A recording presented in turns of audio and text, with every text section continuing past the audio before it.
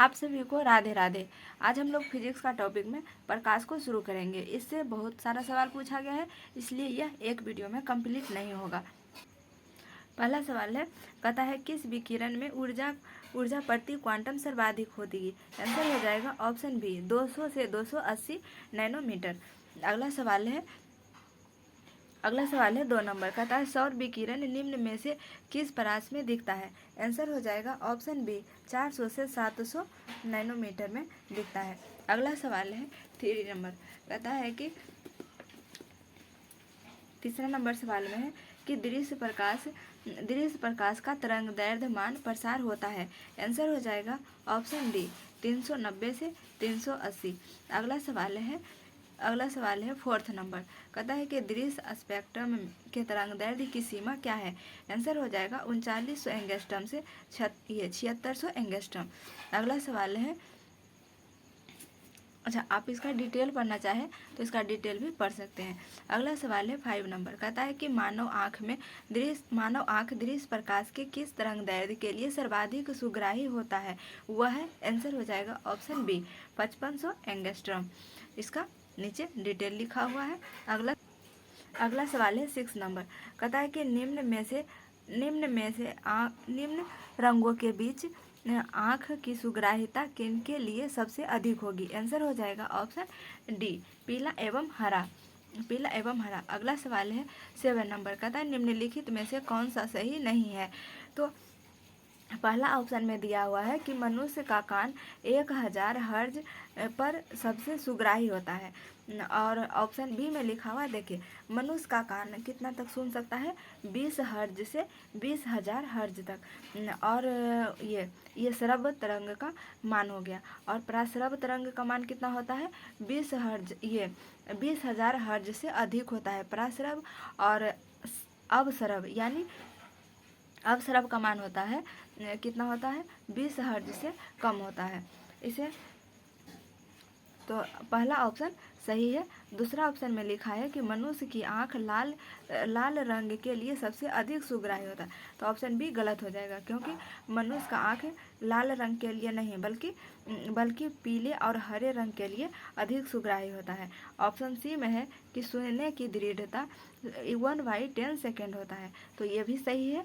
और दृष्टि की दृढ़ता 1/16 सेकेंड होता है, तो ऑप्शन डी भी सही है, सी भी सही है, पहला भी सही है, तो ऑप्शन बी गलत हो जाएगा। अगला सवाल है ये 8 नंबर, कहता है प्रकाश विकिरणों की प्रकृति होगी। आंसर हो जाएगा ऑप्शन सी तरंग और कण दोनों के समान होता है। प्रकाश विकिरण तरंग और कण दोनों के समान चलते हैं। अगला सवाल है 9 नंबर सवाल में कहता है कि प्रकाश सीधी रेखा में चलता प्रतीत होता है, क्योंकि आंसर हो जाएगा ऑप्शन सी प्रकाश का तरंगदैर्ध्य बहुत छोटा होता है। अगला सवाल है 10 नंबर, कहता है कि कौन सा कथन सत्य है। आंसर हो जाएगा ऑप्शन ए प्रकाश का वेग अधिक होता है। अगला सवाल है 11 नंबर, कहता है कि प्रकाश की शून्यावकाश में वेग क्या होता है, यानी निर्वात में क्या होता है, प्रकाश का वेग निर्वात में क्या होता है। आंसर हो जाएगा 3 × 10 के पावर 8 मीटर प्रति सेकेंड। इसे हम लोग कह सकते हैं 3 × 10 के पावर 5 किलोमीटर प्रति सेकेंड। क्यों? क्योंकि ये 10 के पावर 5 करेंगे 3 शून्य कम हो जाएगा, यह किलोमीटर भी पूछ सकता है, किलोमीटर में भी पूछ सकता है। अगला सवाल है 12 नंबर, कहता है प्रकाश की गति होती है। आंसर हो जाएगा ऑप्शन सी प्रकाश की गति क्या होती है 3 × 10 के पावर 8 मीटर प्रति सेकेंड होती है। इसे हम लोग क्या कह सकते हैं, इसे हम लोग किलोमीटर में भी बदल सकते हैं। अगला सवाल है 13 नंबर, कहता है कि हवा में प्रकाश की चाल निर्भर करती है। आंसर हो जाएगा ऑप्शन सी यह दाब, ताप और आर्द्रता पर निर्भर करता है। अगला सवाल है 14 नंबर, कहता है प्रकाश का वेग अधिकतम होता है। आंसर हो जाएगा ऑप्शन सी निर्वात में कितना होता है 3 × 10 के पावर 8 मीटर प्रति सेकेंड होता है। अगला सवाल है 15 नंबर, कहता है प्रकाश की गति अधिकतम होती है। आंसर हो जाएगा निर्वात में। अगला सवाल है 16 नंबर, कहता है कि क्या कहता है कि प्रकाश की गति किसके बीच में जाते हुए न्यूनतम होगी। आंसर हो जाएगा ऑप्शन ए कांच में। अच्छा क्या कर रहा है कि न्यूनतम होगी। अच्छा, जो सबसे ज़्यादा ठोस होता है उसमें प्रकाश की चाल सबसे कम होती है, और जो जितना विरल होता है उसमें प्रकाश की चाल अधिक होती है। तो ऑप्शन ये किस में सबसे न्यूनतम होगा? कांच में। तो कांच में प्रकाश की चाल कितना होता है? कांच में होता है 2 × 10⁸ मीटर प्रति सेकेंड, और जल में प्रकाश की चाल होता है 2.25 × 10⁸ मीटर प्रति सेकेंड। तो ये पानी में हो गया और कांच में हो गया 2 × 10⁸ मीटर, और निर्वात में हो गया 3 × 10⁸ मीटर प्रति सेकेंड। जबकि वायु में ध्वनि की चाल कितना होता है? वायु में ध्वनि का चाल होता है 332 मीटर प्रति सेकेंड। तो हम लोग अगला सवाल की तरफ चलते हैं, आप यहाँ से डिटेल देख सकते हैं। अगला सवाल है 17 नंबर। कहता है सूर्य के प्रकाश को धरती की सतह पर पहुँचने में लगने वाला समय क्या होता है? लगभग 8 मिनट। कितना होता है? 8 मिनट होता है। यहाँ 8.5 दिया हुआ ऑप्शन में सबसे करीबी है, इसलिए ऑप्शन सी सही हो जाएगा। अगला सवाल है 18 नंबर। कहता है सूर्य से पृथ्वी तक प्रकाश के पहुँचने में लगभग कितना समय लगता है? आंसर हो जाएगा ऑप्शन बी, 8 मिनट। अगला सवाल है वही सेम सवाल है, रिपीटेड सवाल है। अगला सवाल है 20 नंबर। कहता है किसका वेग अधिकतम होगा? आंसर हो जाएगा ऑप्शन बी, प्रकाश का वेग सबसे अधिक होता है। अगला सवाल है 21 नंबर। कहता है प्रकाश तरंगों के वायु से कांच में जाने पर जो चर प्रभावित होता है उसे क्या कहते हैं?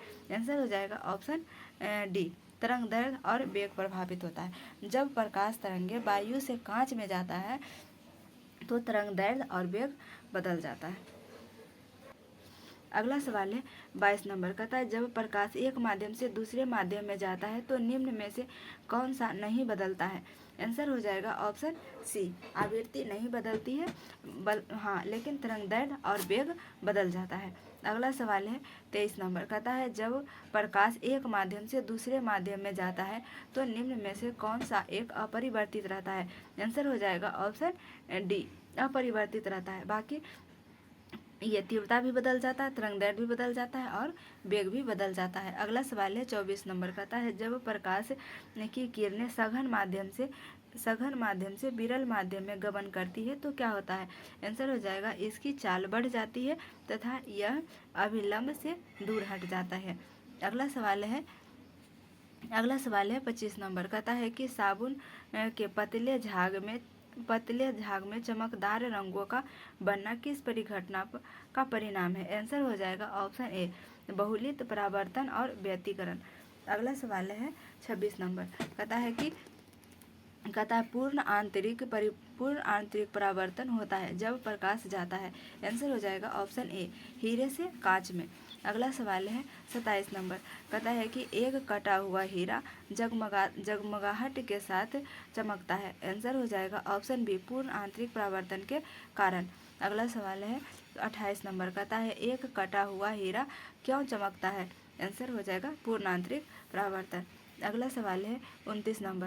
कहता है उचित रीति के कटे हीरे की अवधारणा चमक का आधारभूत कारण यह है कि क्या होता है? वही आंसर हो जाएगा ऑप्शन बी, उसका अति उच्च अपवर्तनांक सूचकांक होता है।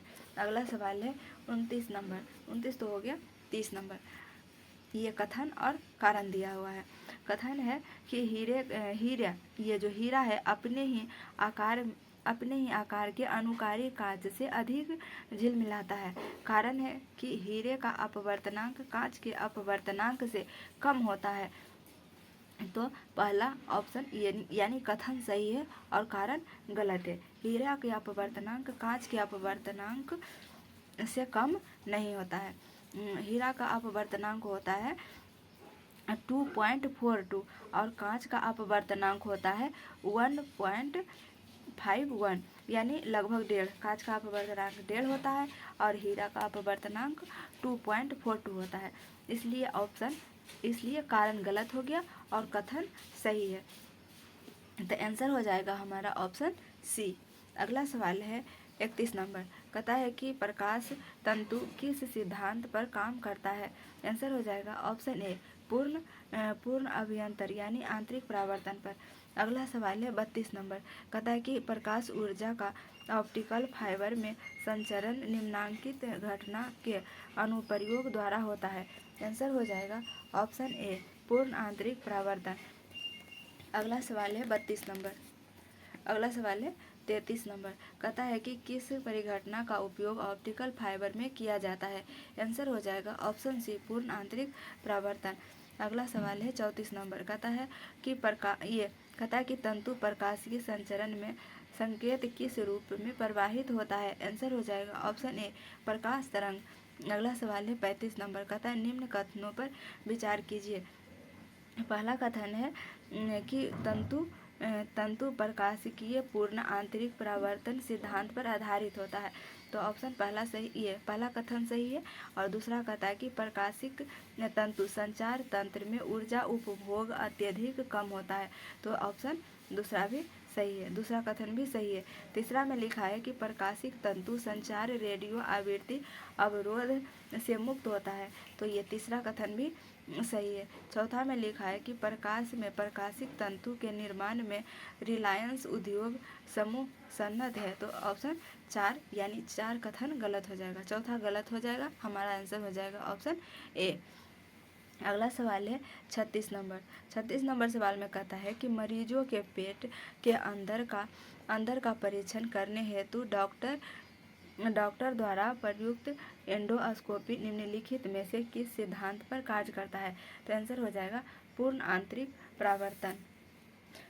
आंसर क्या हो जाएगा पूर्ण आंतरिक परावर्तन पर। तो आज हम लोग यहीं तक करेंगे, मिलेंगे नेक्स्ट क्लास में। जय हिंद।